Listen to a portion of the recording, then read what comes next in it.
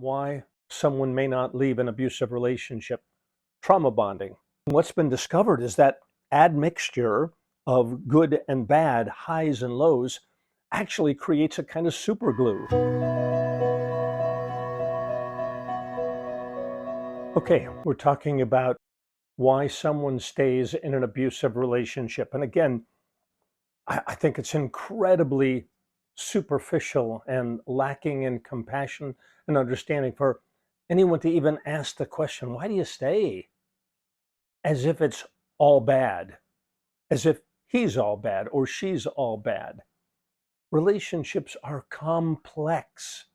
And I also already listed several reasons why someone might stay. They might stay because they are afraid of retaliation. They might stay because they have a loss of self-confidence and self-esteem. They might stay because they hope for change. They might stay because they actually have love and attachment still. They might stay because there is community, society, religious pressure to stay. All right, some additional reasons why someone might stay. Isolation. Many abusive men make it very clear they don't want their mate to reach out for support. They don't want them exposing their shadow side to others. And so her world shrinks. It becomes smaller and smaller. She's got her own self-doubts about what's going on. She's not even sure that she has called it abuse. And so isolation can keep someone in an abusive relationship. Number 7, practical and financial barriers. Oh, sure, someone might say, just leave.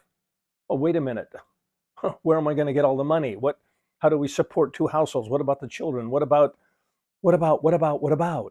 all the different aspects, the connecting pieces that will be broken when or if he or she leaves? Number 8, children and family ties. Why doesn't she just leave this abusive relationship? And by the way, I want to remind everyone, I'm not implying that you should just leave or that you should throw in the towel. I'm just helping people understand why someone doesn't just leave. Children and family ties. Children will be impacted. The family will be impacted. The extended family will be impacted.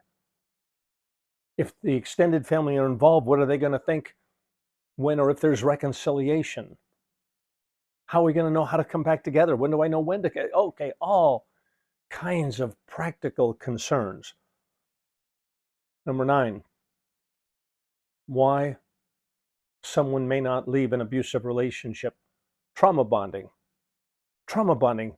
What has been discovered about trauma bonding? The mixture of cruelty and affection, attachment and disconnection, good times intermixed with bad times. And what's been discovered is that admixture of good and bad, highs and lows, actually creates a kind of super glue that we call trauma bonding. The cycle of abuse can create deep emotional attachments. That's another reason that she may not leave. It makes it very difficult to leave. And number 10, lack of awareness or resources. Some victims of abuse don't even recognize that it's called emotional abuse. It's called narcissistic abuse. It's been normal for her. Many women, when they seek help from me or the Marriage Recovery Center, say, I didn't even know it was called abuse. And I read your book and I watched the videos and I discovered, man alive, there's a name to all of this stuff.